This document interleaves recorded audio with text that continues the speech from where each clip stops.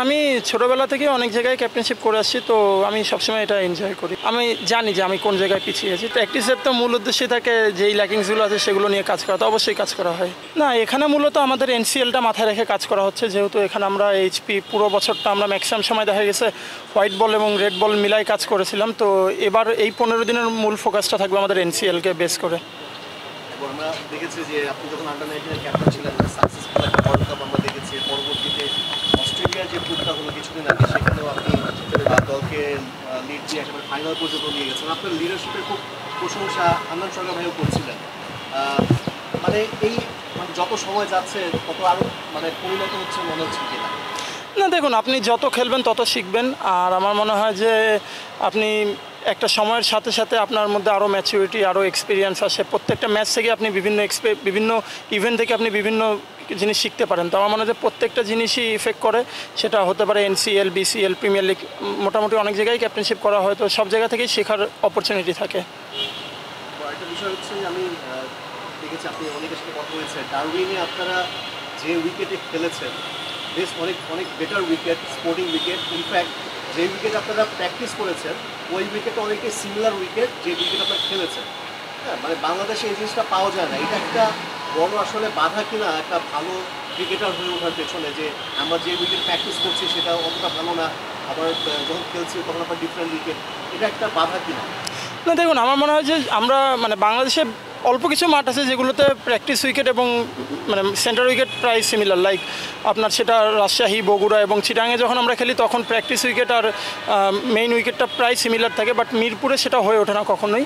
তো এই জিনিসটা আসলে যেটা বললেন যে ডারউইনে ওরকমই ছিল, যে আমরা যেই টাইপের উইকেট আমরা প্র্যাকটিস করেছি, নেট করেছি, সেই টাইপের উইকেটটাই আমাদের ম্যাচের মধ্যে ছিল। তো এটা অবশ্যই আপনাকে হেল্প করে, কারণ আপনি জানেন যে ম্যাচে কী টাইপের উইকেট থাকে, সেই টাইপের উইকেটে আপনি প্র্যাকটিস করতে পারছেন। তো এই জিনিসটা সবসময় হেল্পফুল।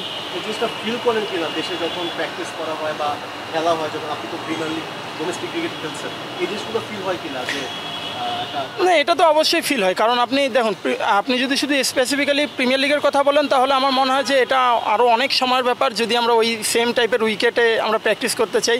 বাট আবার যেটা বললাম যে আমরা যখন চিটাং কিংবা রাজশাহী, বগুড়াতে খেলি তখন কোয়াইট সিমিলার উইকেট থাকে। তো এটা যদি বাংলাদেশের সব জায়গায় করা যায় আমার মনে হয় এটা অবশ্যই ভালো হবে। But at the same time আমি আবার বলবো এটা মনে হয় সময়ের ব্যাপার।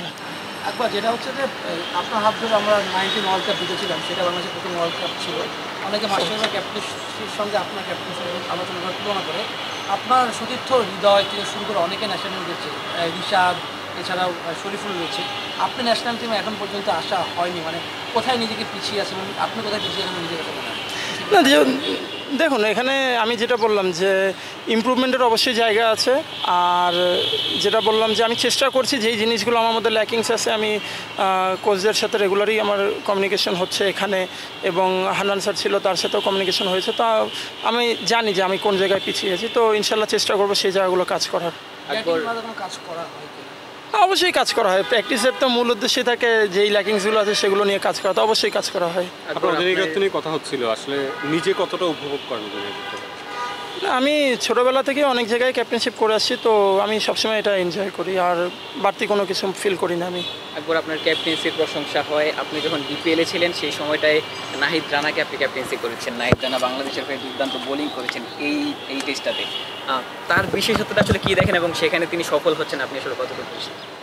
না, আমার মনে হয় রানার যেই বিশেষত্ব সেটা আমরা সবাই জানি, পেস স্পেস। তো রানাকে আমি রানা যখন আমি প্রথম দেখছি তাকে, তখনও যেই অ্যাগ্রেশন নিয়ে যেই পেসে বল করতেছে পছন্দ করতে, সে সবসময় একটা কথাই বলে যে পেসের সাথে সে কখনোই কম্প্রোমাইজ করে না, এটাই তার বিশেষত্ব।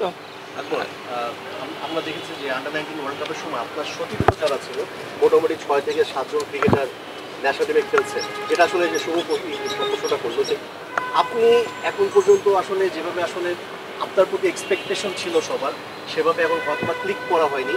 একটু কি আক্ষেপ কাজ করে কিনা যে আমি জাতীয় দলে খেলতে পারছি না বা ক্লিক হচ্ছে না?